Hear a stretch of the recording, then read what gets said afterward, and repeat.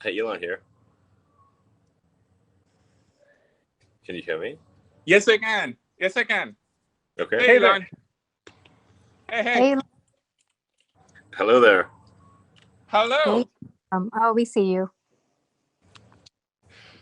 Welcome. This is wild. It's just my butt talking. Elon, are you wearing your short shorts? Yeah, that's me. Are you celebrating anything in particular with your short shorts? No, I'm just trying to look sexy in these tight pants with the fabulous red and the gold. Are the short shorts still available to be purchased? Sorry, I got a small Sparky dog. Elon, I think you might have broken. I'm not sure about the internet, but definitely Clubhouse. This room is easily the biggest room the app has had, and you're just putting all sorts of pressure on it. This is amazing. This is a true historic moment. All right. I mean, is it working? Absolutely. Absolutely. All right. All right, we're going to just give it a minute because we promised we'd start at 10 p.m. And I think a few more people are going to try and trickle in. And then we're going to we'll get going for what should be probably a historic first ever time for you on Clubhouse. It's going to be amazing. So just give 30 seconds and we'll get going. Okay. By the way, can you let in Vlad from Robin Hood? I think the rule. We can. Okay, good. I'm sorry. Sri, I'm sorry. Go ahead. I was going to say, my phone just blew up when we started the room with people trying to get in. So we're going to try and get as many people as possible. Okay, why don't we get started? Okay. First of all, everyone, thank you for joining us for what is really a historic episode. I will come to our very, very special guest in a second. But just to quickly introduce the rest of the room, we have Gary Tan, of Initialized Capital. We have my significantly better other half, Aarti Ramamurthy, whom Elon you have met when you took us on a tour of SpaceX. We have Steven Sinofsky of ex-Microsoft fame, and we have the one and only Mark Andreessen. But to introduce our special guest, and this person truly needs no introduction, the founder of Tesla, SpaceX, The Boring Company, Neuralink, PayPal, and I'm sure there's a bunch more. Elon Musk, welcome to Clubhouse. Thank you. Glad to be here. Thank you. Okay, Aarti, I think you're first. This is awesome. Yeah. So Elon, again, welcome. This is really fun. We've been waiting all day. This is the longest wait to 10 p.m. because we just couldn't wait to get this going. I hope this is as much fun by the end of it for you as it is for us. First question from me is when are we going to get to Mars? Well, I think we'll get to, when will we get the first people to Mars? I think we have a decent shot of doing that in about, I'd say I call it 5 years, something like that. So yeah. Earth and Mars sync up every 26 months. That's when we're in roughly the same quadrant of the solar system, and where we can do an interplanetary transfer. And so we had one about 6 months ago. So about a year and a half, there'll be another one. So figure, I don't know, 5.5 years. 5.5 years. So what does it take from here to that point? Like, what are the milestones you think for us to get to, 5 years out, we are landing on Mars? Well, we've got to make a Starship fly, get to go to orbit and back repeatedly. Mm-hmm. I mean, the essential elements are you need a fully reusable, you need a fully and rapidly reusable orbital rocket. This is the holy grail of rocketry. So no one has ever succeeded in creating a fully reusable rocket. And it can't just be fully reusable, it needs to be rapidly reusable, so it doesn't take several months of refurbishment between flights. It needs to be much like aircraft, where the cost of an air flight is the biggest component of that is fuel. You can't just be throwing rockets away every time. Right. And then you need to have orbital refilling, so where you can send the ship up to orbit, then send another ship up, dock with a transfer propellant, so that you can load up to being almost full with propellant, and then go to Mars. If you've got a large, fully and rapidly reusable rocket with orbital refilling that uses high efficiency, low cost propellant, then you can go to Mars. And then one last thing is, on Mars, you need local propellant production. So you take CO2 out of the atmosphere, combine it with water ice, H2O, to create CH4, methane, and oxygen. And if you have those elements, life can become multiplanetary, and we can have a self-sustaining city on Mars, which I think is one of the most important things we could possibly do for ensuring the long-term existence of consciousness. Yeah, I think, that makes sense. Sorry, sure, I'm go for it. Yeah, Elon, you've spoken about this often, which is, expanding the scope of consciousness and how it is tied to multiplanetary life. Could you explain what that means for you and why that matters to you? Sure. Well, so originally I had sort of kind of an existential crisis when I was a kid, trying to figure out what's the meaning of life, why are we here, what's the point of it all, is it all meaningless? I got quite depressed, actually, and sad about it, and then the thing that kind of broke me out of it was reading Douglas Adams's Hitchhiker's Guide to the Galaxy, where he essentially pointed out that the universe is the answer, and really the hard part is figuring out what questions to ask about the answer that is the universe. So, yeah, exactly. He was trying to make fun of the fact that the answer is the easy part, but the questions are the hard part. So, in order for us to gain a better understanding of what questions to ask or to understand what it's all about, we have to increase the scope and scale of consciousness, so that we're better able to figure out which questions to ask and answer them. So the longer, the broader in scope, larger in scale that consciousness is, the more likely we are to be able to answer these questions and figure out what the heck's going on. Why are we here? To answer the fundamental questions. And I think there's arguably a great filter that we face with, will we become a multi-planet species or not? We'd be surprised if out there in our galaxy and others that there are a whole bunch of dead one-planet civilizations that prospered for a while. They might have prospered for millions of years, but then gradually the civilization collapsed for reasons external or internal, and that was that. All civilizations go through an arc where they go up in technology complexity, but then they don't keep going up. Over time they decline, they fall. And this has happened, obviously, if you're a student of history, with many civilizations in the past. You can look at ancient Egypt. 5,000 years ago, there was the Great Pyramid of Giza, but then the people living there forgot how to build pyramids after a while, and then they forgot how to read hieroglyphics. There's obviously, Gibbon's famous book about the decline and fall of the Roman Empire, and how they had advanced technology in terms of roads, aqueducts, plumbing, and so forth, and then people forgot about it.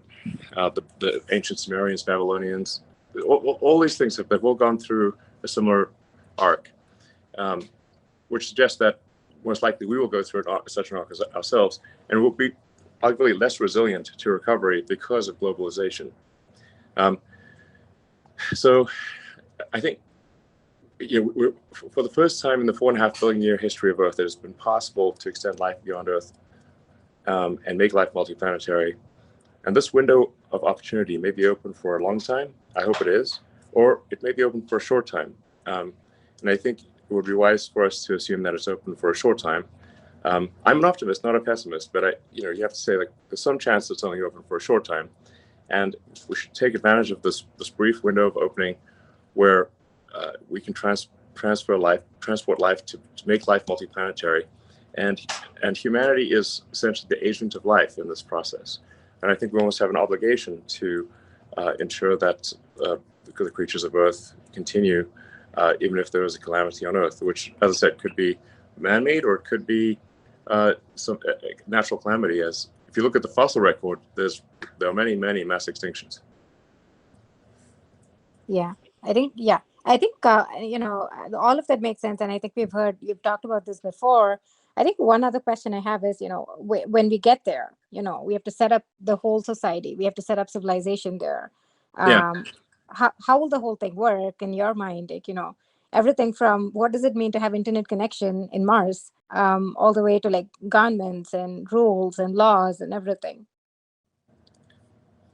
Yeah, I think all those things need to happen. Yeah. Just as they happen in the U.S. and happen in every country.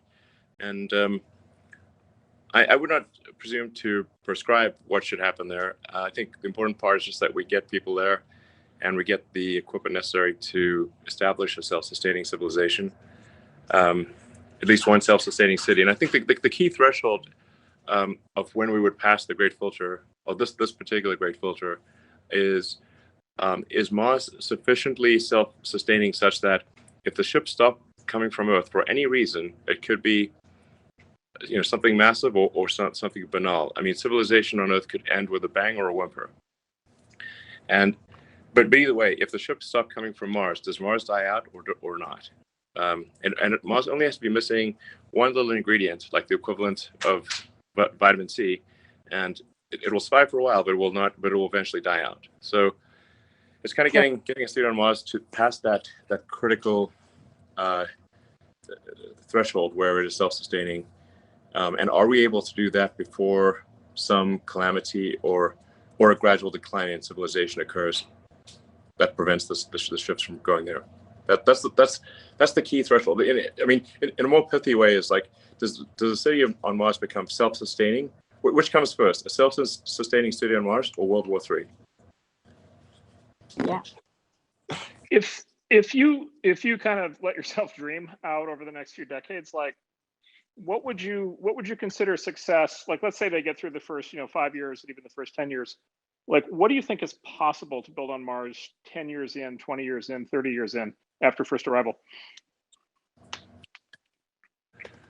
Well, I think Mars will start off being very, very tiny, just like a tiny little outpost. And by the way, it's going to be very dangerous.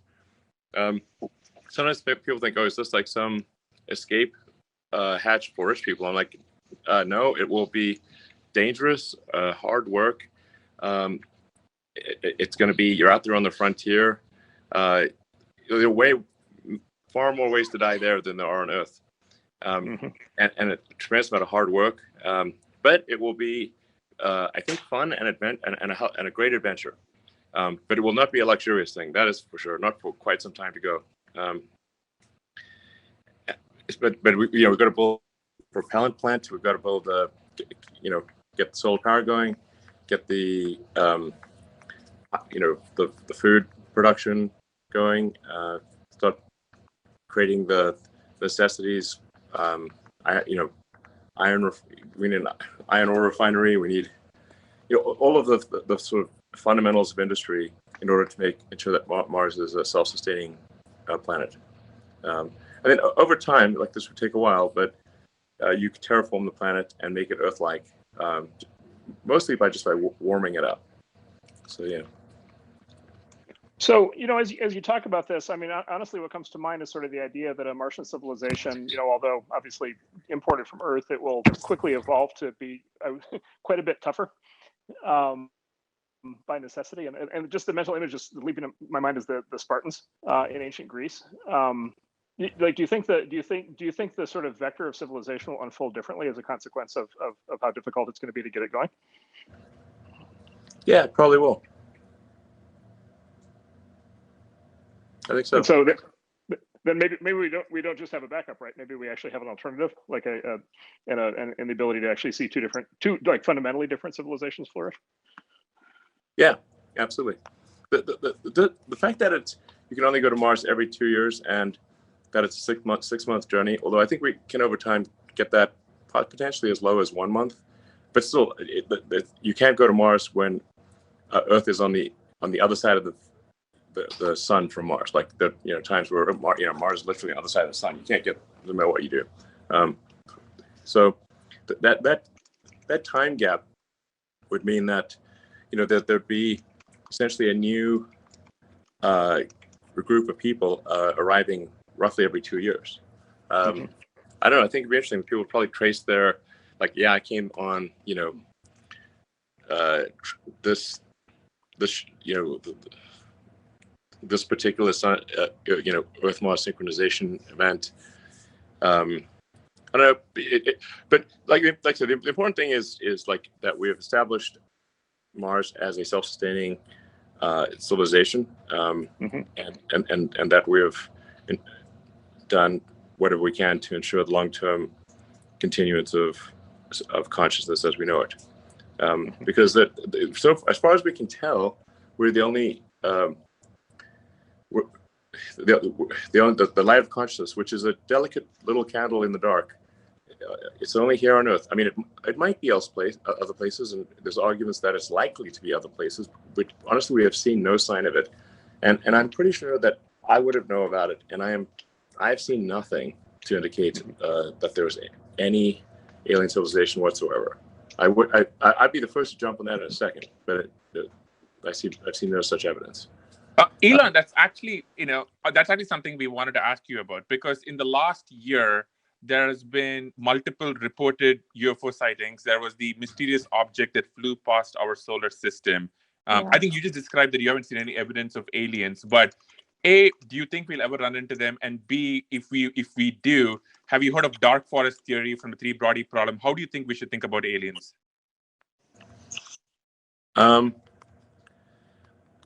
Yeah, I'm trying to be strict in the scientific sense of the word, of saying I've seen not a single piece of conclusive evidence.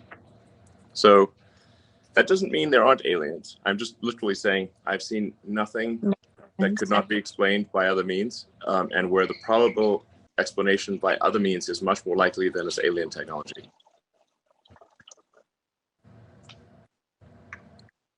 So, and for people who say there are sightings of aliens, I'm like, listen, man, the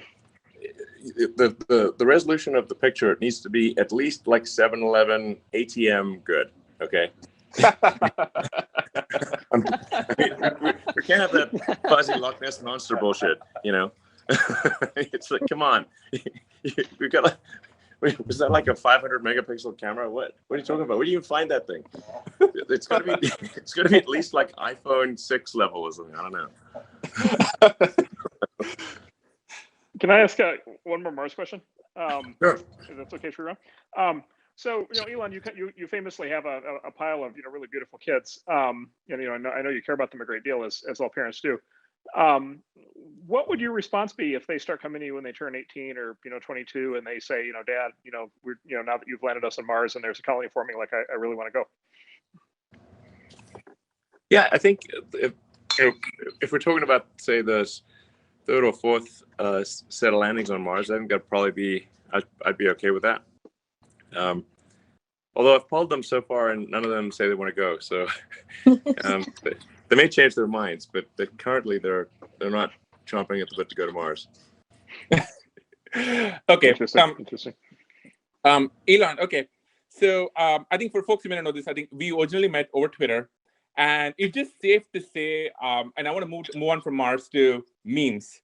It is safe to say that you might be the master of the memes. And in fact, you had a quote, "Who controls the memes controls the universe." Could you just explain what you meant by that and how you became this person? Well, it's a play on words from Dune. Who controls the spice controls the universe. And then if memes are spice, then it's memes. There's a little bit of truth to it in that, how do you what is it that influences the zeitgeist? How do things become interesting to people?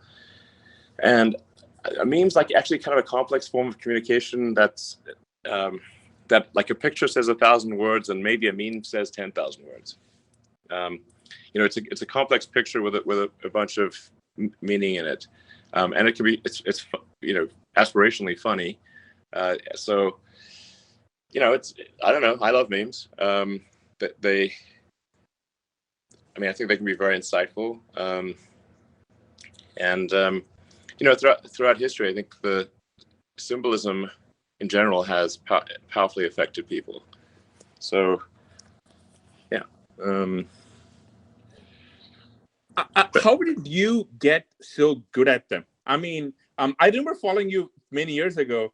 Going from that to your sea shanties meme, or any one of the memes, and some of it may not be safe for work here. How did you get so we good are at told that Why do we have watch, to be safe for work? You don't have to be safe for work. This doesn't work. I don't know. Yeah. I don't know. I guess probably.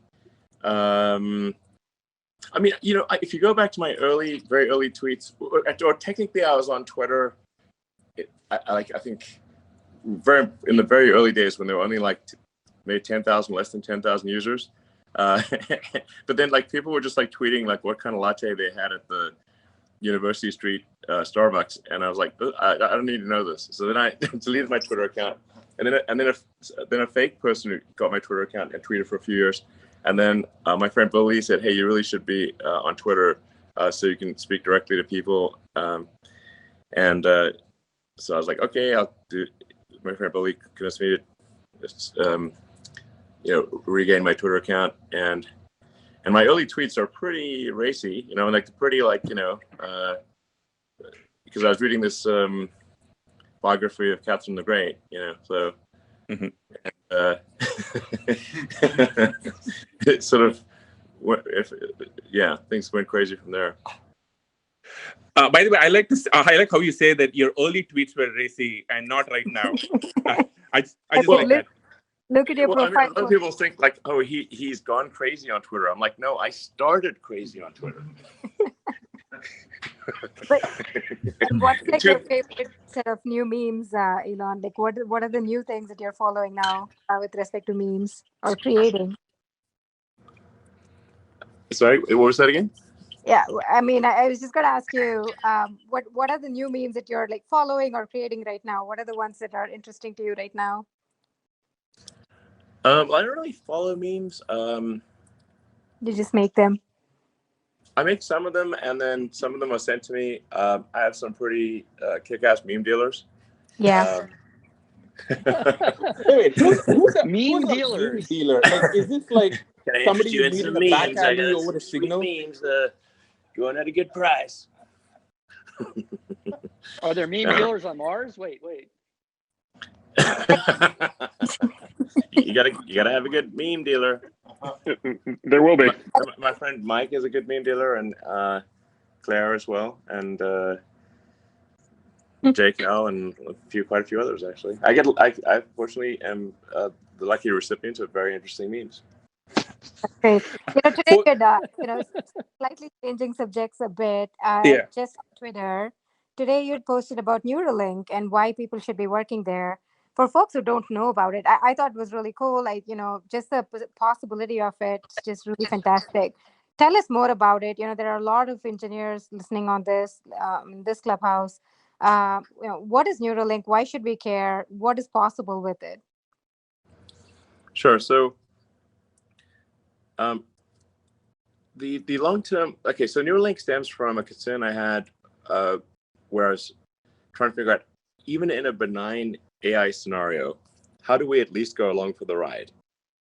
So, if for those that are following AI closely, it's obviously improving dramatically.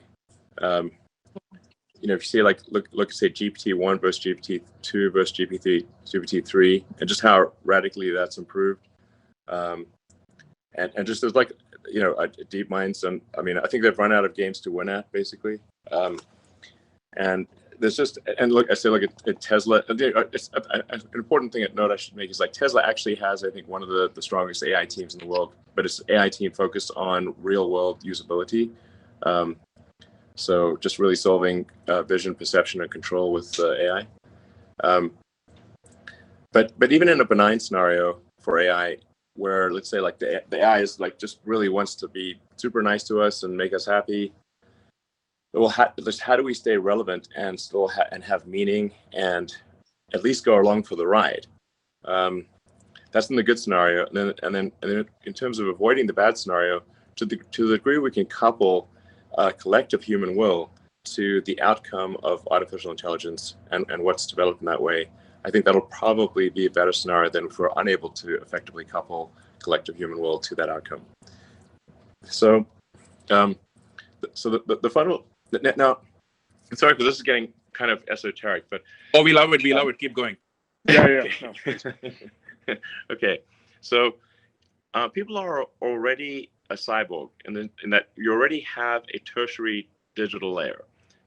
You've got your sort of limbic system, which is your primitive drives and desires and responses, and then you've got your cortex, which is like long-term planning and thinking. Those are two biological layers, and then there's a tertiary layer, a third layer, which is digital, and you already have that in the form of your phones and computers and all your applications. You're far more powerful than a human would be without those cognitive enhancements. But the bandwidth between your cortex and your digital tertiary layer is very slow. And in fact, with the advent of phones, it got even slower. So if you're thumbing, like, say what's the bit rate of a pair of thumbs on a phone, it's very low. I mean, let's be super generous and say it's 100 bits per second. Well, computers can communicate at trillions of bits per second. So it's, at a certain point, the computer gets smart enough. It's like the computer's just like trying to talk to a tree. Trees do sort of talk, but they talk so slow that we don't notice. So we need to improve the bandwidth, and with a direct neural interface, we can improve the bandwidth between your cortex and your digital tertiary layer by many orders of magnitude. I'd say probably at least 1,000, or maybe 10,000 or more.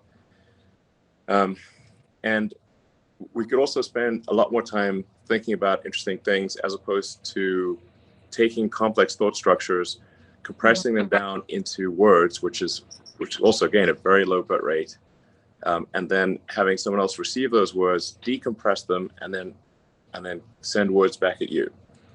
So a huge amount of our brain power is spent in compression, decompression, and we could be instead spending it on deeper concepts. And so if you had a neural link, if two people had a neural link, you could do conceptual telepathy, where you have a complex series of concepts, and you could just transfer them directly, uncompressed, to the other person. This would massively improve the quality of communication and the speed of it. So, and then, there are other sort of pretty wild things that could be done. Like you could probably save state in the brain, and so if you were to die, your state could be returned either in the form of another human body or a robot body. I mean, this is getting like really, it's weird sci-fi stuff here. This is great. This is basically altered awesome. carbon, right? Like this is basically a plot line from Altered Carbon. Go on, love it. Yeah. It's kind of like Altered Carbon. Yeah, exactly. But I think you could decide you want to be a robot or a person or whatever. And you wouldn't be exactly the same. So there'd be a little lost in transfer. But you can also say it's also arguably true that when you wake up in the morning, you're not exactly the same as yesterday, or the you of a month ago is not the same as the you of today. I mean, a bunch of brain cells have died, and some memories have faded, some have strengthened. There are new memories. So anyway, the point is, like, you wouldn't be. There could be something analogous to a video game, like a saved game situation, where you are able to resume, upload your last state. Yeah, kind of like Altered Carbon. Maybe lose a few memories, but mostly be you. So now that's the long-term stuff. In the short term, for Neuralink, the idea would really just be to address brain injuries or spinal injuries, and make up for whatever lost capacity somebody has with an implanted chip. So the first thing that we're going after is a wireless implanted chip that would enable someone who is a quadriplegic or tetraplegic to control a computer or mouse or their phone or really any device just by thinking. And this obviously would be a massive enabler, make life way easier for them. There have been sort of primitive versions of this device, one done with like wires sticking out of your head, but it doesn't work all the time, and you can't take it home with you. So just having, basically, you think, like, in simplistic terms, I'd say it's sort of like a Fitbit in your skull with tiny wires that go to your brain. So Fitbit in your skull with tiny wires. So if somebody who's listening is good at designing like Fitbits, Apple Watches, phones, computers of various kinds, then actually they would be a great fit for Neuralink. So yeah, we'll probably be releasing some new videos showing progress maybe in a month or so, and because we already got like a monkey with a wireless implant in their skull and the tiny wires, who can play video games using his mind, and he's totally normal. Really, that's amazing. He looks totally normal and happy.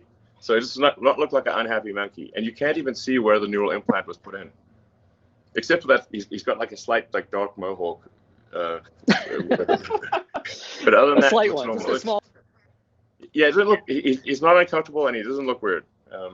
So we're oh, and I was like when the USDA person came through and inspected our facilities. Our monkey facilities. She said it was like the nicest monkey facilities she's ever seen in her entire career. Just FYI, we went the extra mile for the monkeys. Well, as long as you didn't make them play Cyberpunk. that would be a hell of a trip for a monkey. But one of the things we're trying to figure out is like, can we have the monkeys play mind pong with each other? Yeah, that would be pretty cool. I have to say the pig demo was really fantastic. That was really cool. Thanks. Yeah. Well, it's a great team at Neuralink and making good progress. And like I said, I want to be clear. Like the early applications will really just be for people who've had a serious brain injury, like where it's like the value of the implant would be enormous. Because obviously the early implants will come with some non-trivial risk, and so it's got to be like, okay, does the good far outweigh the bad, and then that would be a candidate for some of the initial surgeries with full disclosure of like these little risks and everything. And one of the things we're really paying close attention to is the ability to remove the implant. So it's not like if somebody doesn't want it or it's not working, we can take it out and then we can reimplant another one. So we've tested implantation, removal, and reimplantation, and it works great. Sorry, Mark. Switching top. Yeah, please. So switching topics. So Elon, as I mentioned kids earlier, as it turns out, I have a very bright and inquisitive 5-year-old who is crawling all over everything and trying to figure everything out and learning as much as he can as fast as he can. Like what, with everything that we know now and kind of all the modern tools that we have, like what's the best way to think about educating a 5-year-old in today's world? Sorry, the best way to educate a 5-year-old? Yeah, educate a 5-year-old and then think about kind of his education over the course of the next, 5 or 10 years. Like what kind of program ideally should you think a kid should be on?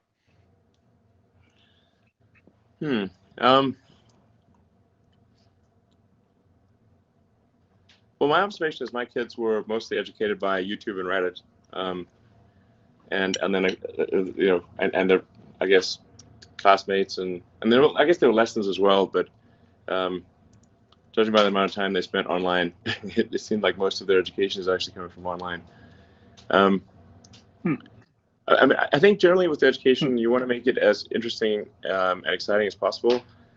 You have to say, like, what are some of the, like, if you see, like what are all the things, like, say, a good video game does to keep someone engaged and interested? if kids can be super engaged in video games, I think there's a way for them to be super engaged in education as well. Like one of the things that's I think very fundamental is to explain the why of things. Like, so we're teaching you this, but we're going to explain why we're teaching you this and why it is relevant. I mean, we've evolved to forget things that are irrelevant or have low relevance probability. It makes sense. Like otherwise, we'd remember all sorts of nonsense things that weren't very important to our future. So unless relevance is established clearly, then people will have a hard time remembering it by its nature, because it appears to be irrelevant. It might be relevant, but if it's not explained to them, they won't know. And then if you want to have some sort of if you're trying to say problem solving, some sort of engaging narrative for the problem solving, like it's like far better to say, okay, if we're going to teach you how an engine works by taking apart an engine and then putting it back together, and then let's find out what tools are needed for in order to take this engine apart and put it back together. It's like, okay, we need screwdrivers and wrenches and Allen keys, and we need a winch, and a bunch of other things, and then you understand the relevance, and it's much more of an interesting problem. This is much better than having, say, a course on wrenches or a course on screwdrivers. You just like start with a problem and say, what tools are needed to solve this problem? That establishes relevance and gives a compelling narrative thread. Yeah, it seems like you could kind of, if you had sort of elaborate enough projects, you could roll a huge number of topics into that ultimately kind of combine into a single project with some really actually interesting form of output. Like for example, building literally building a vehicle or something like that. Yeah, exactly.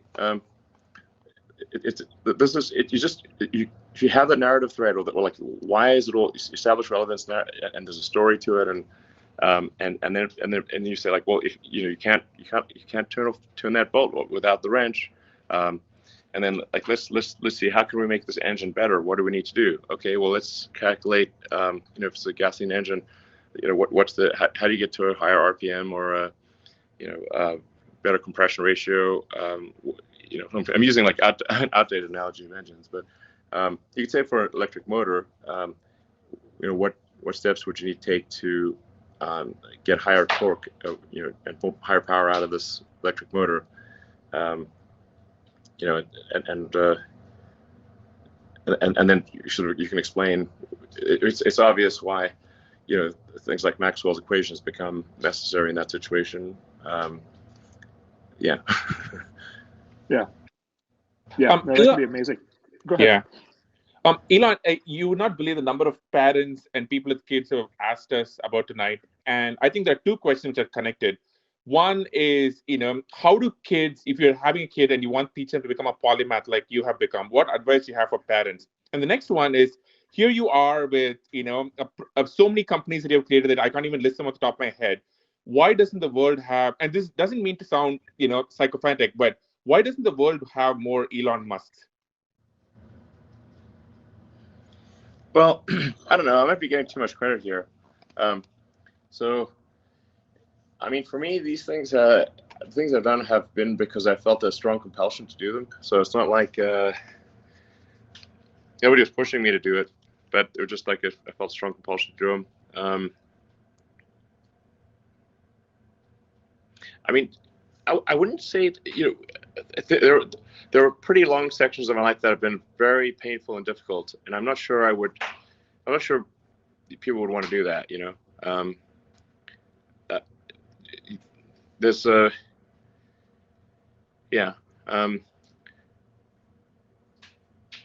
if somebody wants to be me or do the things I've done, I would say most probably you're mistaken. You do not want to do that. You'd have to have some kind of like rage demon in your skull that you just got to get it done.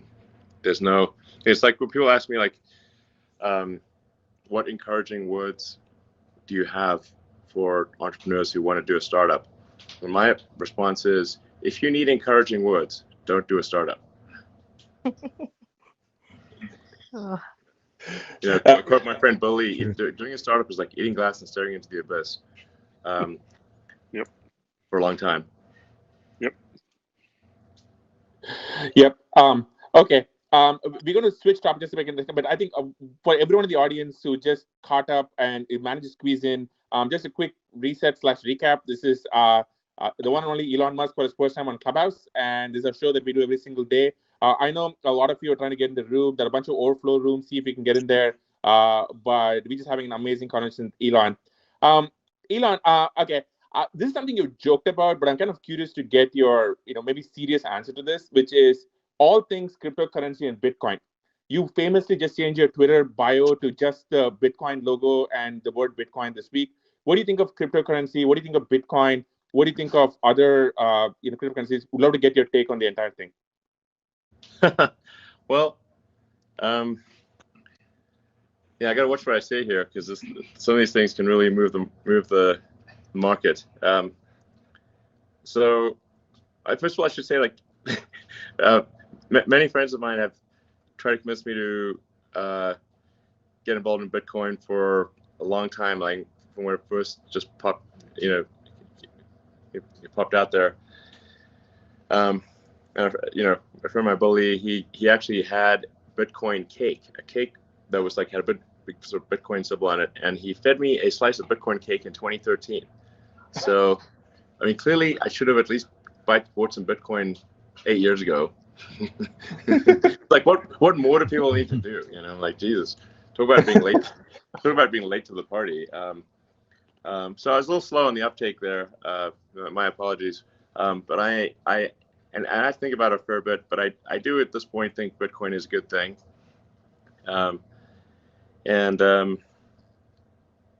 So I am a supporter of Bitcoin.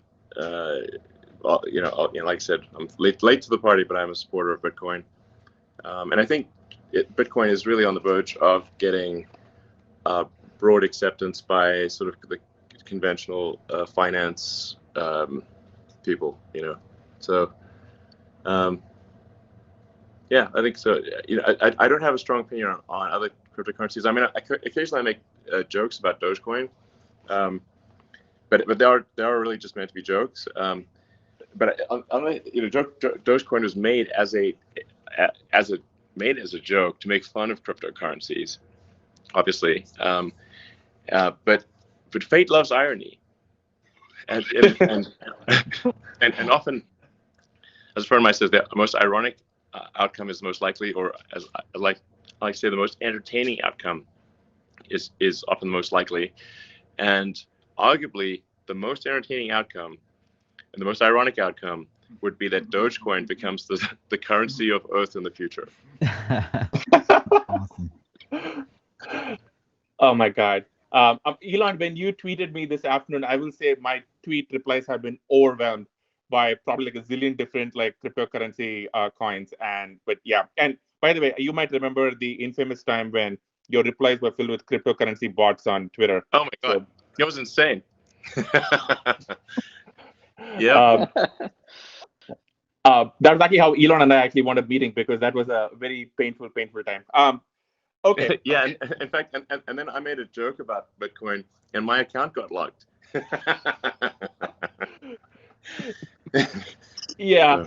I had to actually try and convince some folks that was actually the real Elon Musk and try and get his account unblocked. Yeah. Okay, so I want to bring us back to one of your companies. We actually have a Tesla Model S sitting outside our house right now. It carries us and our 2-year-old baby around, and we love it. Would love to just get your take on where you see you just have a refresh of the Model S coming out. I just saw the review for it. Where do you just see the future for Tesla, and especially when it comes to all things battery technology and self-driving? Those are two topics I think a lot of people are very interested in. Okay, so you're asking me about the future of batteries and self-driving?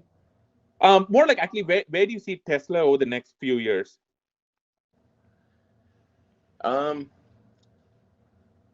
Well, yeah, I mean, I think that, the goal with Tesla is to, and has been from the beginning, is to accelerate the advent of sustainable energy. So in order to do that, we've got to make a lot of cars. We've got to make them increasingly affordable. And our rough target is we want to be able to eventually make 20 million cars a year. And the reason for that is there's 2 billion active cars and trucks on the road, and figure if you're not really moving the needle unless you're changing 1% of the existing fleet. And so that's roughly how we came up with 20 million cars and trucks per year. That's very important to accelerate the advent of sustainable energy. And then, of course, we've got stationary battery packs and solar, which is making a lot of progress on that front. So yeah, we're going to try to grow car production as fast as possible, and that the primary limiting factor there is battery cell production.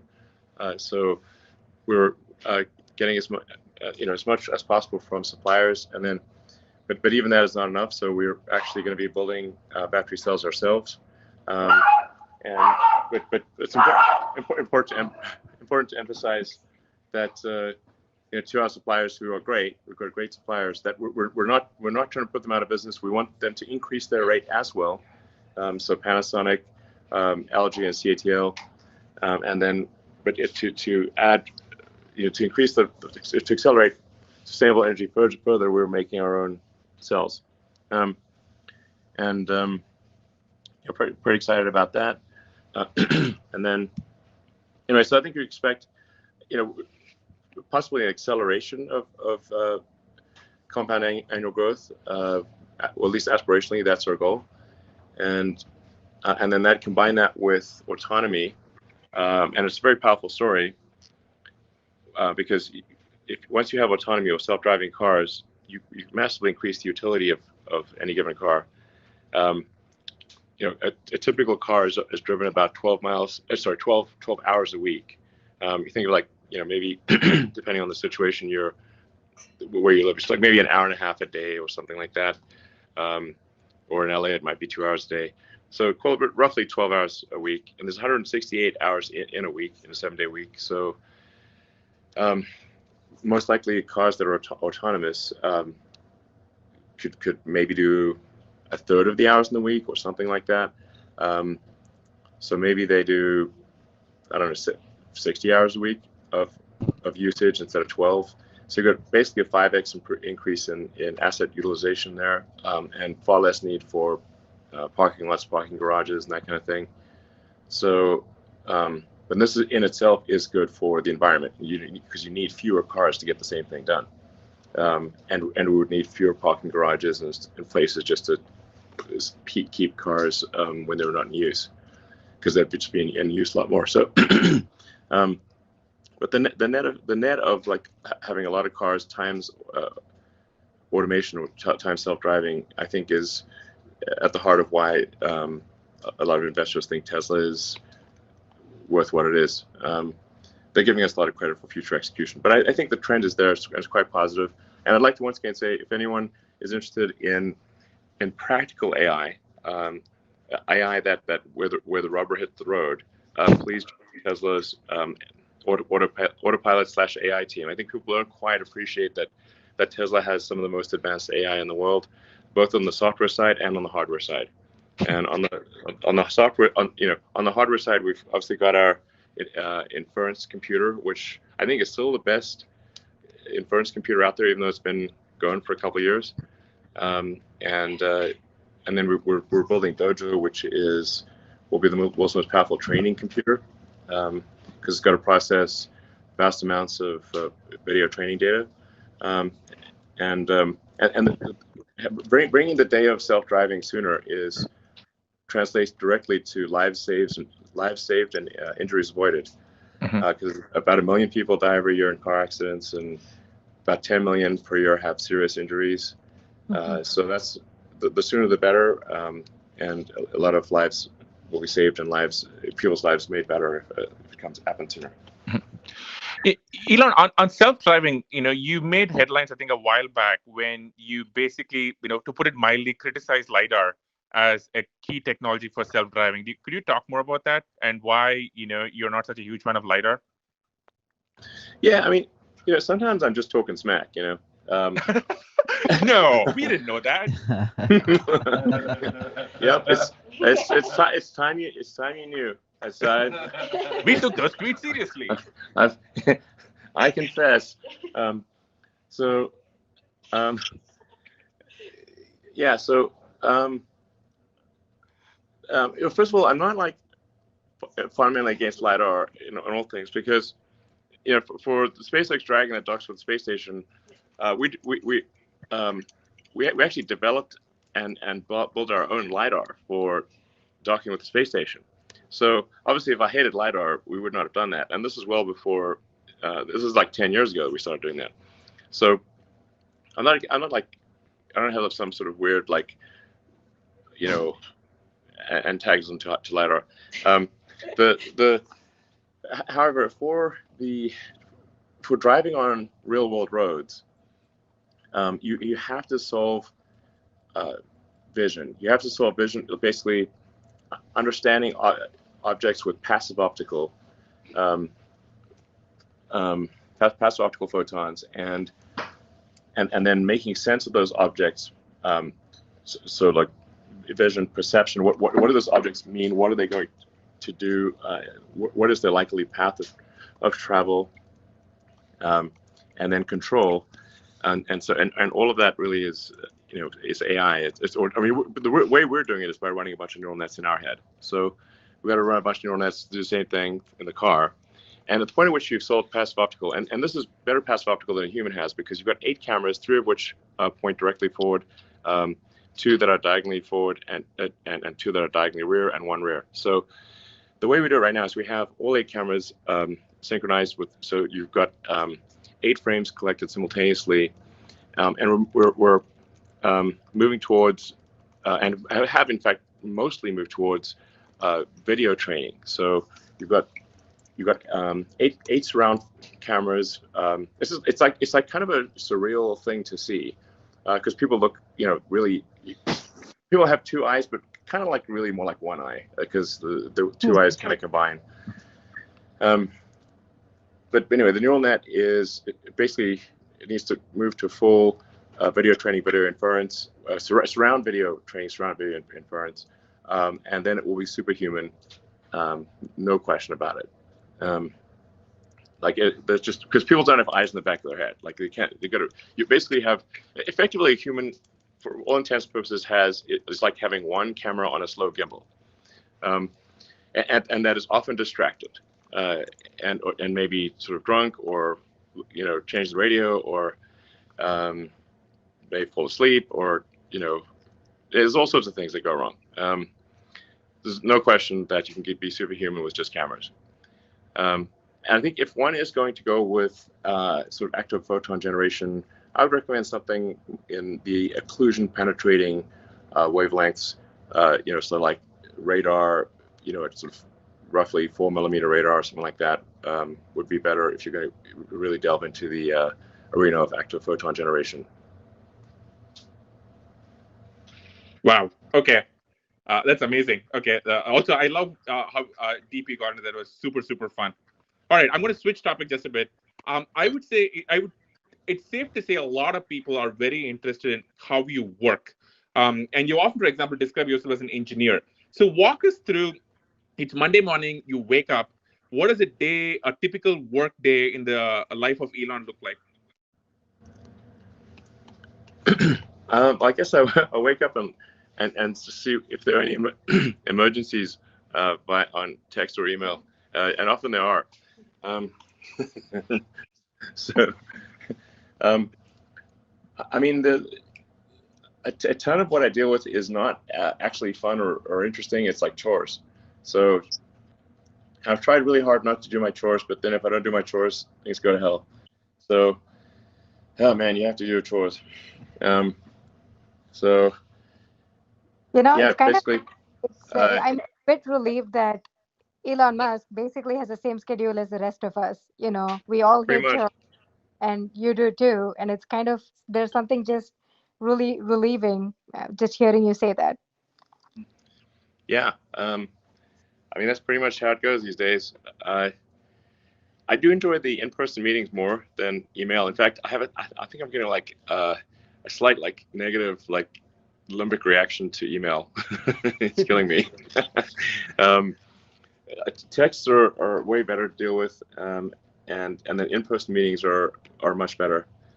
Even Zoom meetings or whatever, they're still better than email. Anything's better than email, frankly.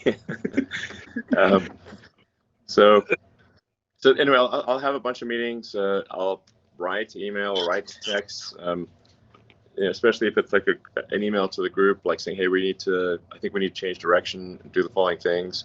And let me know if you think otherwise, but otherwise we've got to do these things and get our act together in this area or that area. And then, a bunch of meetings. Most of my meetings are engineering and design. But of course we have to deal with finance and, sales and other things. And, the things that are necessary for a company to function. And then there's this quite a lot of context switching. And somebody sent me the meme of like, fear is not the mind killer, context switching is the mind killer, which I totally agree with. Context switching is a real bear. So just try to basically try to do less context switching. So maybe focus on one thing for an hour and then another thing for another hour. It's really hard to context switch between SpaceX and Tesla and all the things that are going on at SpaceX and Tesla, and then Neuralink, Boring Company, which fortunately pretty low bandwidth. They don't take a high level of CPU load because they're smaller, and there's their personal stuff and of course memes. That's important. How to schedule them in. Like, where's my meme? We're expecting a meme by now. You're calling up your meme dealer for your hit of memes. I love it. Exactly. Elon, earlier last year I spoke to Mark about how he spends his time, and Mark talked about, when he was younger, he used to have large blocks of open time on his calendar, and I think a lot of well-known founders have large blocks of open time versus scheduled time. Now you are unique because you have multiple companies you're running. You're also much more of an engineer than traditional CEOs. What does your calendar look like? Are you allocated 30 minutes back to back? You have a lot of open space. How do you handle it? I do not have a lot of open space. It's generally back-to-back meetings, and it's insane. I mean, my days are like insane torrents of information. I mean, sometimes people if you want to like audit what I do for a day, it's insane. I don't recommend it. I mean, yeah. I was thinking, like, man, how long can I keep this up? Because I don't want my brain to explode. And it's like the meetings that are scheduled are not like nice to have meetings. They're like, this meeting is essential. Like, okay, it's pretty intense. I was thinking like maybe I should like at some point like take a week off or something, clear my mind. Or like, I know there's like a bunch of people like writing books on Tesla and SpaceX, for example. Like it's pretty hard for them to get it right because they just weren't there. And maybe I should like write some like book of my experiences that has like all the foolish mistakes I've done and like some advice for others that might be helpful. I think so. A book, a documentary. I think I remember once hearing about how do you still sleep on the floor of your factory? I remember you used to at one point in time. I did. I haven't. I only if there's like a crisis situation, and I actually it's like basically when the team is being asked to really work super hard, I got to be right there with them, and they got to see it. Seeing is believing, and so if I'm just sleeping in the middle of the factory floor, and sort of going to sleep at 4 a.m. and like waking up like 4 hours later, and like they literally see me, they walk past me. It's not like hidden or anything, and it's like, okay, CEO is willing to fucking take that level of pain, then they'll do it too. I was going to say, when you first said you slept in the factory, I figured, there must be like an executive floor or something, and you must have like a couch, and it must be like a nice setup. And then when I came over to see you that one time, it's like you have your conference room is literally in the middle of the factory. And like the giant, sure, I'm pardon my swearing, but I have to. The giant fucking robots are like 15 feet away. Yeah. And they're pounding metal, and it's like ear splitting. And your factory is like literally, or your room is like literally right in the middle of them. And then at least I saw your like sleeping bag in the conference room, so I assume that's where you're sleeping. I didn't see any other rooms. Like, Yeah, so it's not just sleeping in the middle of the factory. It's like that's intense. Most of the time, I did not sleep in the conference room because people could not see me in the conference room. So I slept on the floor outside the conference room. Because otherwise, how do people know? You know, Yep. like, they don't know. Seeing's believing. So I mostly just sleep on the floor outside the conference room so they could see that I was there. Yep, that's an even more advanced level. Yeah, that's world of hurt. And I always would wake up and smell like oil and iron filings. it was rough. Yeah, but I was asking people to really go all out, and I can't expect them to go all out if I'm not doing the same thing. That's super interesting because when people think, and again, I'm not saying this to flatter you. When people think that how does the richest person in the world live, they don't think uncomfortably sleeping outside a conference room with like a lot of loud banging going on right next door. They probably don't, but the people at the factory do. They saw it themselves. I love it. That's what's important, Okay, I love it. Okay, switching topic just a little bit. I think a lot of people, okay, you have your hands full with SpaceX and Tesla, and the Boring Company and Neuralink. If you had to start, if you somehow magically found an extra 5 hours in a day, and you had to start another company or another effort, what would you start? Well, I'm definitely have no plans to start yet another thing. You have all the free time. Man, look at you. Yeah, my head will definitely explode. It's like that gladiator meme. Are you not entertained enough? Have you not created enough companies? Indeed. I think there are still tremendous opportunities in tunneling. For 5 years, people asked me what do I see opportunities, and I'd say tunneling, and then nobody did anything. So then, actually, initially as a joke, created the Boring Company, and did it. We did like a test tunnel in LA, and then still people didn't believe us. And then so we just did our first operational tunnel in Vegas. But the world really needs tunnels because all major cities have traffic, and tunnels can massively improve people's quality of life by making it easier to travel from one place to another in a city. And then that can be further expanded to long distance travel, where if you just draw a vacuum on the tunnel, then you can go extremely fast, faster than a plane, and faster than a plane or a high-speed rail. So I'd really still recommend, can someone else say, please start a tunneling company? That'd be great.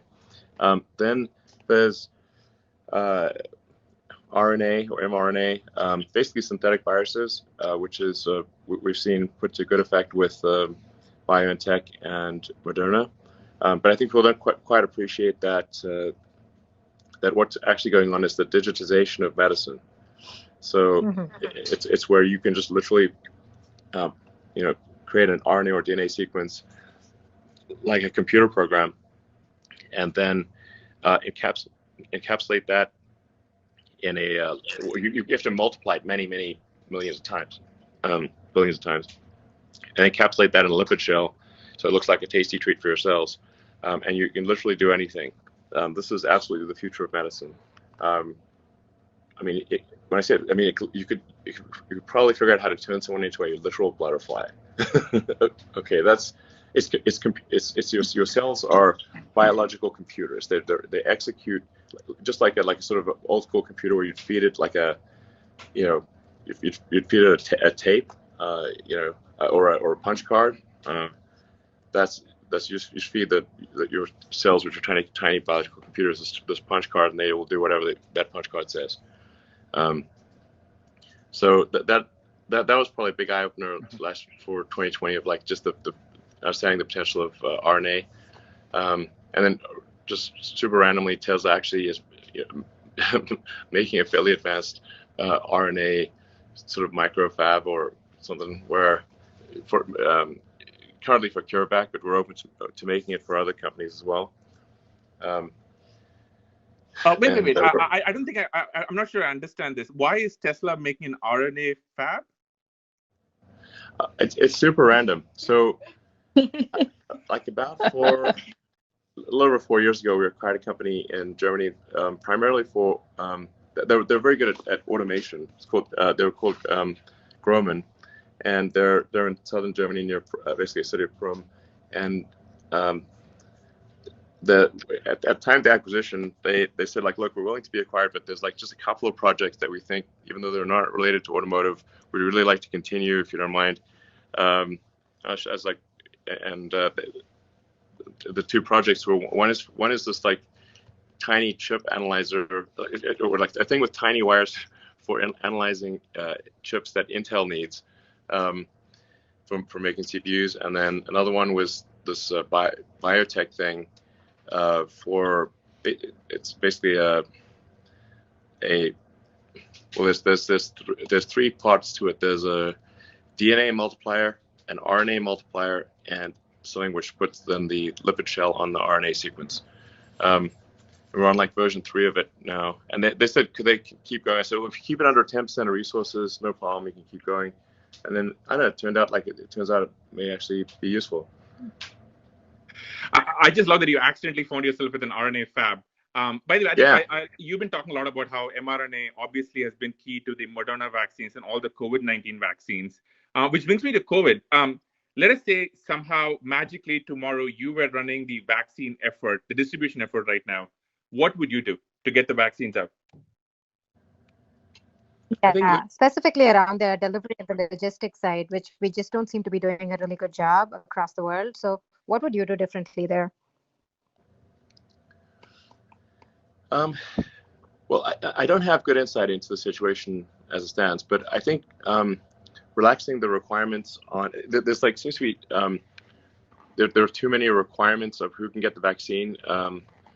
The vaccine really is important for anyone with that is elderly or has a compromised immune system, or is otherwise at risk for the virus. And I think really just saying like, you know, first come first served. Show up here. Like use CVS and Walgreens, which give out the flu vaccine every year, and say, okay, just show up here, and you know, especially for the Moderna and BioNTech vaccines, which are quite temperature sensitive, they can only be sort of defrosted from the deep freeze briefly, and then they must be used or they lose their effectiveness.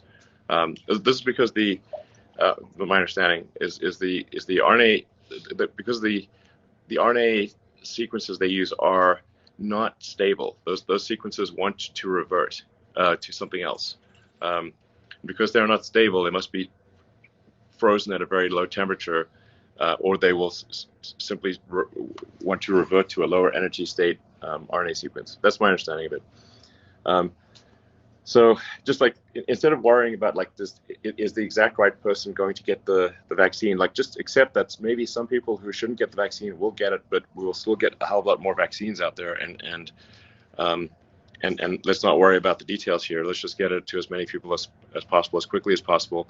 And for sure, we should not worry about the second dose quite yet. Just give everyone the first dose. I suspect that the immunity granted by the first dose is very significant.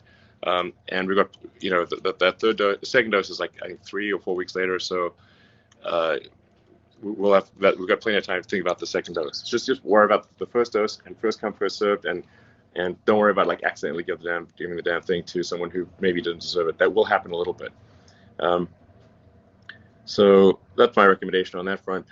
We are going to be there is going to be an avalanche of vaccine coming. I think the U.S. may have ordered something like 900 million doses. Step by, and the combination of there's going to be we were going to have so much COVID vaccine. I guarantee you it will be thrown away later this year, more than we could possibly ever need or want. And the Johnson & Johnson vaccine just got approved, which is that's good because it's a more conventional vaccine, but it's a single shot, room temperature. And there are more and more vaccines that are going to get approved. Hopefully the CureVac one will be approved soon. I know because I know the Tesla machine, it can make a bazillion doses super fast. So, I think there's definitely, for those who are concerned about the vaccine, you should expect an exponential increase in vaccine availability. And then combined with that, we are, I think, starting to approach some degree of herd immunity with people who contracted the virus and recovered. So, which is actually better than getting a vaccine. The antibody reaction is better than if you got the vaccine. So, could go on and on about it, but overall, I think optimistic message that there will be lots of vaccines, and I would really encourage people to take the vaccine. I am not an anti-vaxxer. I want to be clear. I'm a pro-vaxxer. So, speaking of the vaccine, California has been sort of bouncing between kind of 45th and 50th in the country, by states in terms of the speed of the rollout. And it for me, it sort of, it re-raises this question that's been coming up more and more, which is, you and I and a lot of people, here listening have built our companies, primarily in California up until now. What's your view on the future of California from here? Well, I mean, first of all, I should say I love California, and I've lived more than half my life in California. Just I am, Californian. Like so much of my. I mean, I built my companies here. Came here as a summer. Came to Silicon Valley as a summer intern to work on energy storage technology for electric vehicles. Way back in 92, I think it was 92 or 93. There's a little company called Pinnacle Research in Los Gatos. I got to Silicon Valley as soon as I could. And then at Stanford, I was going to be working on sort of advanced capacitors for use in electric vehicles as grad studies, and ended up putting that on hold for the internet. And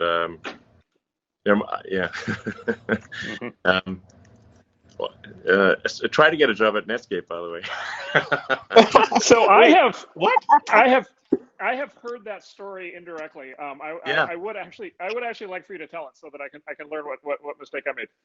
Okay, well, first of all, I wouldn't say I did a very good job of trying to get a job at Netscape, but I was convinced that the internet would be the future. Essentially, the humanity communicated by osmosis until then, but with the internet, it would be like humanity acquiring a nervous system and becoming much more of a superorganism. And so I was like, okay, well, I could do a PhD at Stanford on sort of advanced capacitors for use in electric vehicles, which may or may not be successful. I could get the PhD, but would it be useful or not? Uncertain. Or I could be part of building the internet, which was so it's either do the PhD and watch the internet get built right in front of me, or put grad studies on hold and try to help build the internet in some way. And you're basically the only internet company. So I send my resume, and I was like, didn't get any feedback. And then I tried hanging out in the lobby, but I was too shy to speak to anyone. And I was like, man, what a charlatan I am sitting in this lobby. Wow. And then I just started writing software myself because I was like, okay, well, I'll just write software myself. And I actually wrote the first maps and directions on the internet. I'm not sure how many people are aware of that, but the first maps, directions, yellow pages, and white pages. I wrote it personally. It was just me and my computer. And when we started our first company, we only had one computer.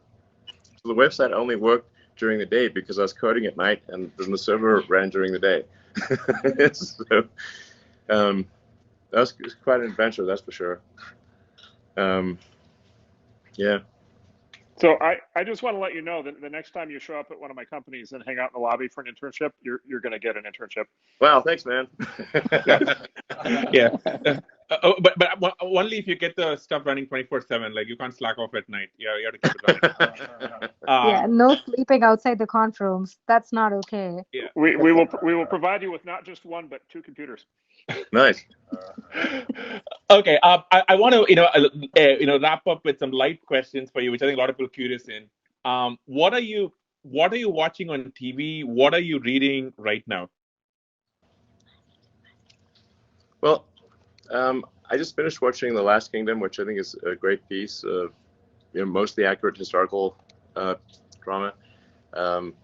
There's Cobra Kai, which is if you grew up in It's so good. it's so good. It's such a sick burn that show. My goodness. I mean, they just like turn the knife constantly, and yeah. Let's see, what else have we been watching? What do you if I can break it? What do you think of The Expanse?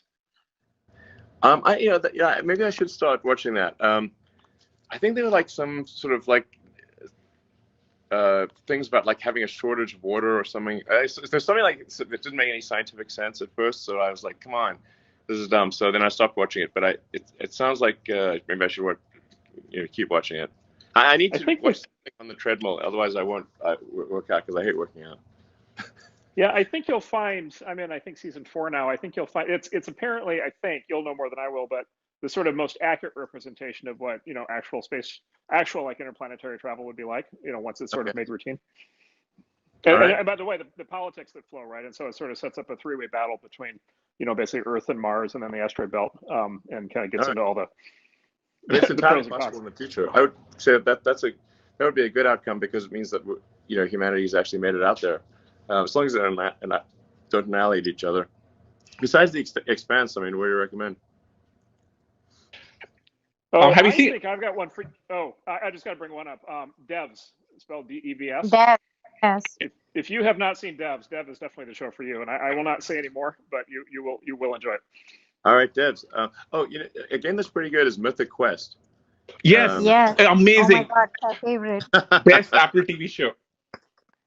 Yeah, that's a good one.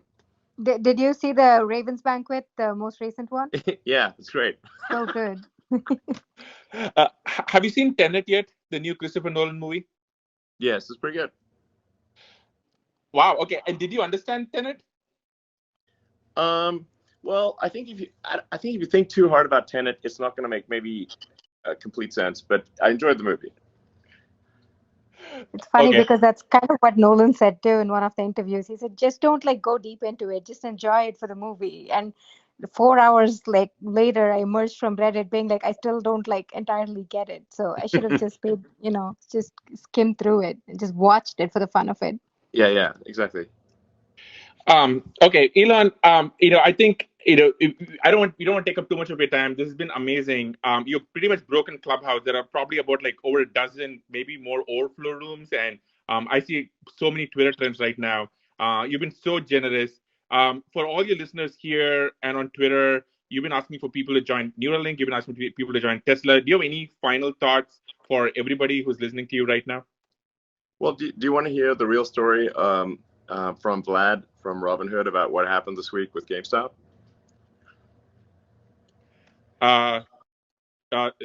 Sure, go for it. Okay, you need to let him somehow click on a button so he can talk. All right, let me figure this out.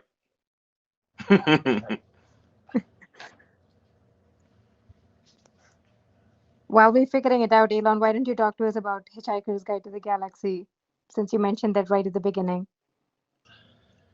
Yeah, Hitchhiker's Guide to the Galaxy by Douglas Adams is in fact a book of philosophy disguised as a silly humor book. And if you read it from the standpoint of, wow, this is an interesting book of philosophy, it's quite insightful. As I mentioned, he really hits on the point of the answer is easy once you can properly formulate the question. I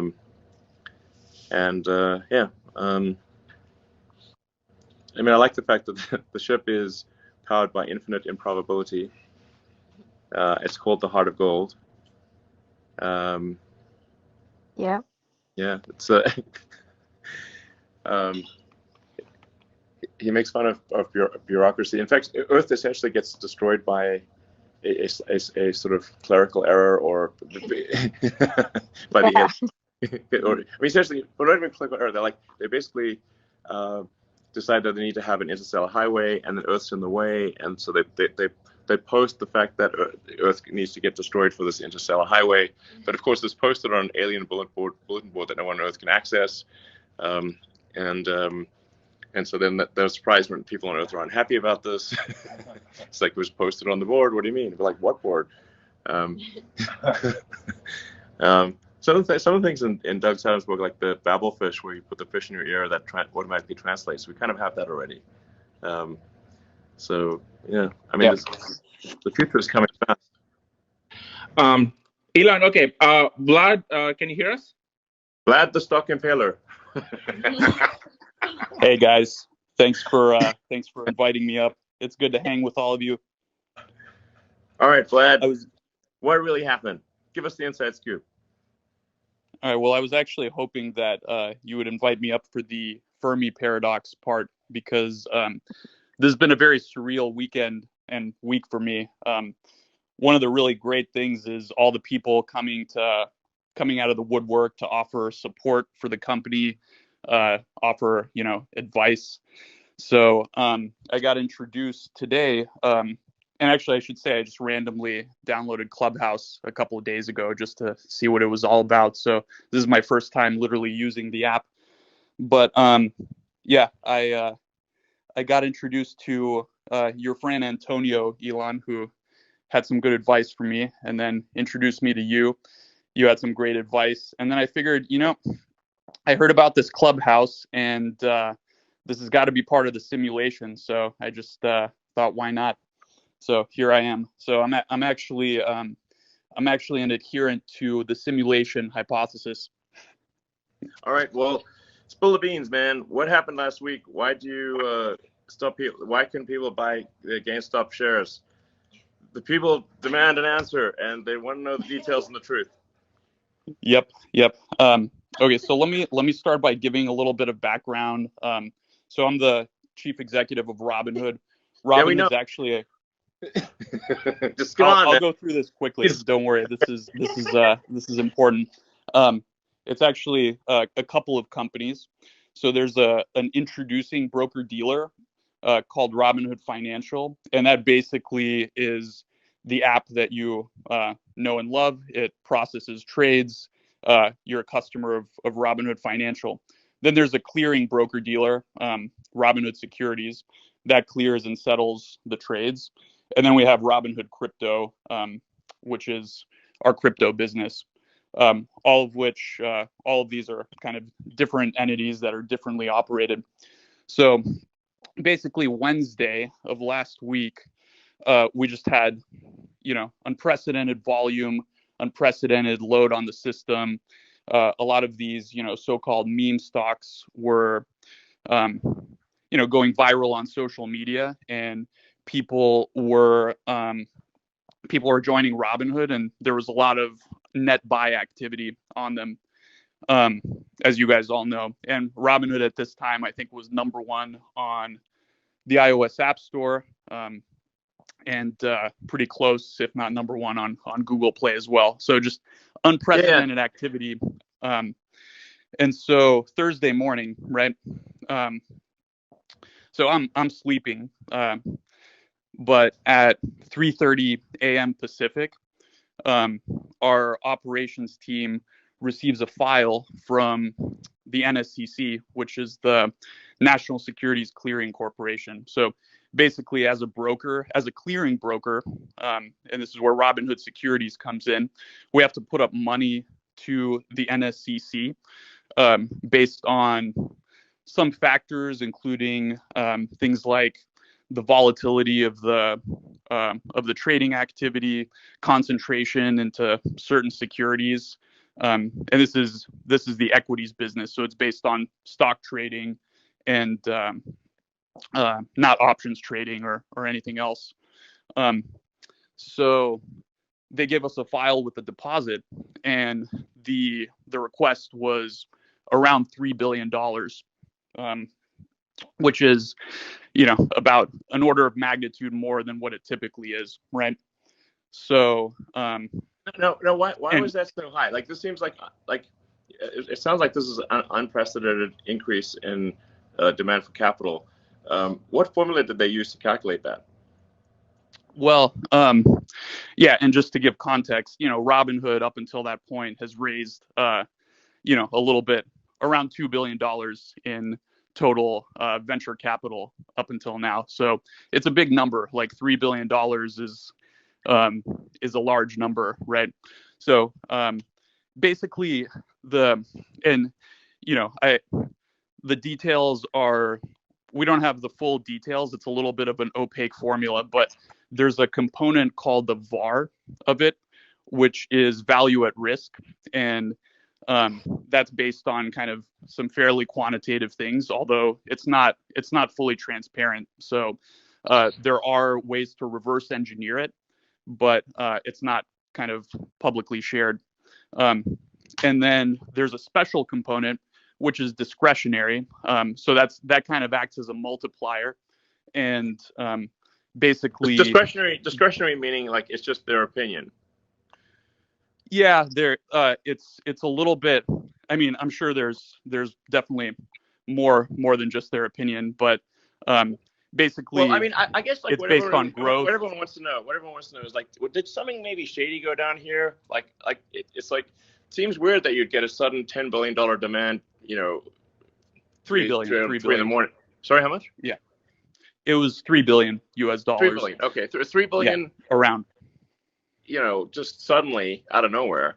And what percentage? I wouldn't impute shadiness to it or anything like that. And actually, the NSCC was reasonable subsequent to this, and they worked with us to actually lower it. So it was unprecedented activity. I don't have the full context about what was going on in the NSCC to make these calculations, but essentially is anyone holding you hostage right now? No, I'm okay.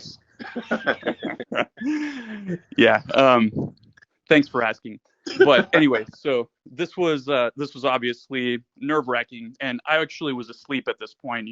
The operations team was fielding this at 3:00, and then we got back, we put our heads together. Our chief operating officer basically said, look, let's call up the higher ups at the NSCC and kind of figure out what's going on. Maybe there's some way we can work with them. And basically there was another call, and they lowered it to something like $1.4 billion from 3. Okay. So, we were making some progress, right? And then, but it's still a high number. And then we basically proposed, well, let's explain how we plan to, let's explain how, we'll manage risk in these symbols throughout the day. We proposed marking these volatile stocks that were kind of driving the activity, position closing only. And then at about an hour before market open, so 5:30 or 5 in the morning, they came back and they said, okay, the charge is, or the deposit, 700 million, which we then deposited and paid promptly, and then everything was fine. So that essentially explains why we had to mark these symbols position closing only, and also why we knew this was a bad outcome for customers. Part of what's been really difficult is Robinhood stands for democratizing access to stocks, and we want to give people the access. So that's been very, very challenging. But we had no choice in this case. We had to conform to our regulatory capital requirements, and so the team did what they could to make sure we were available for customers. Who controls this organization, this clearinghouse? It's a consortium. It's not quite a government agency. I don't really know the details of all of that. Okay. But and to be fair, like we were I think there was legitimate sort of turmoil in the markets. Like these are unprecedented events with these meme stocks, and there was a lot of activity. So there probably is some amount of extra risk in the system that warrants higher requirements. So it's not entirely unreasonable. But we did operational processes to make sure that customers that had positions could sell their open positions, because obviously restricting someone, we got a lot of questions about, okay, you had to restrict buying, why didn't you also restrict selling? And the fact of the matter is, people get really pissed off if they're holding stock and they want to sell it and they can't, right? So I think that's categorically worse. So and lots of other brokers, I think, were in the same situation. Robinhood was in the news, but you sort of heard this industry wide, right? Other brokers basically restricted the same exact activity. All right. So it sounds like this organization, calls you up and they basically have a gun to your head, either hand over this money or else. And so, because basically what people are wondering is did you sell your clients down the river, or do you have no choice? And if you had no choice, that's understandable. But then, we got to find out why you had no choice, and who are these people that are saying you have no choice? Yeah, I think that's fair. We have to comply with these requirements. Financial institutions have requirements. The formula behind these requirements, I think it would obviously be ideal if there was a little bit more transparency so we could plan better around that. But to be fair, we were able to open and serve our customers, and 24 hours later, our team raised over $1 billion in capital, so that when we did open, when we do open tomorrow morning, we'll be able to kind of relax the stringent position limits that we put on these securities on Friday. Will there be any limits? Well, I think there's always going to be some theoretical limit. Like we don't have infinite capital, right? And on Friday there were limits. So there's always going to have to be some limit. I think the question is, will the limits be high enough to the point where, they won't impact, 99.9+% of customers. So, if someone were to deposit $100 billion and decide to trade in one stock like that wouldn't be possible, All right.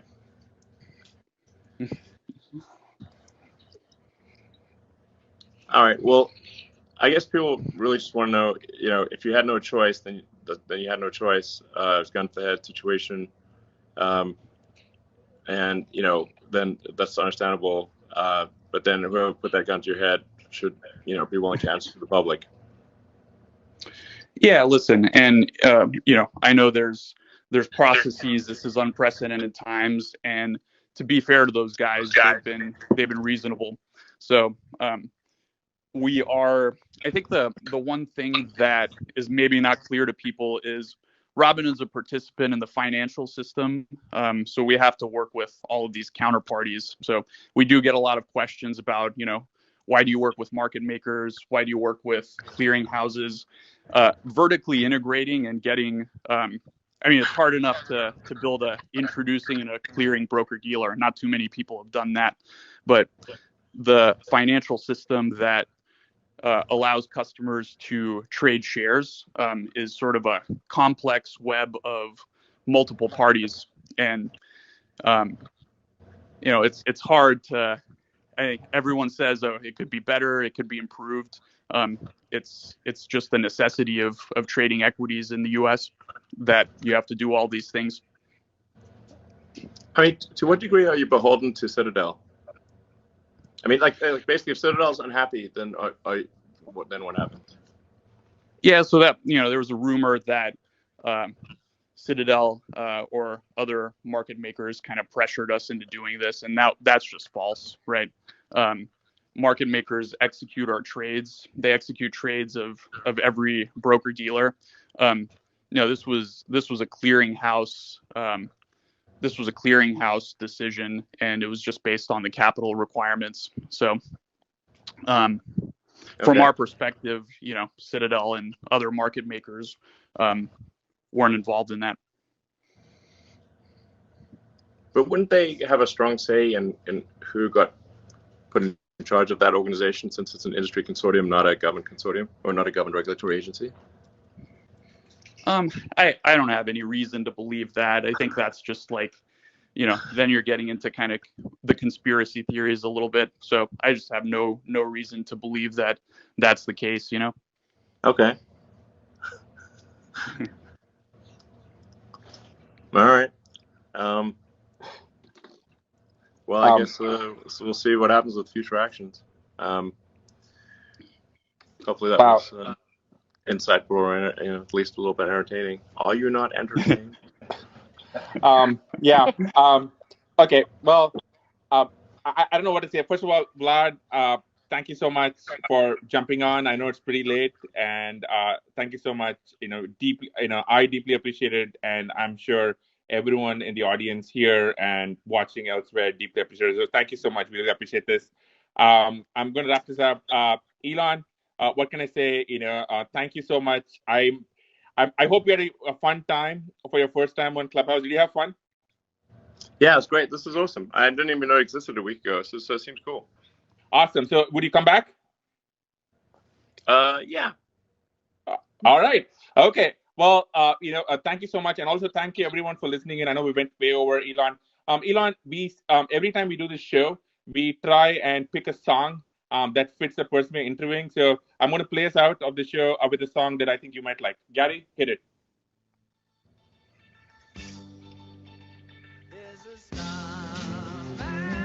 There we go. Elon. Great song. Great song. Thank you so much. This was a true break the internet moment. Thank you, everyone. Thanks, guys. Good night, everyone. Thanks, everybody. See you tomorrow. Thanks, Thank you. you. Thanks, Vlad. Bye-bye. Thank you. Thank you. Bye.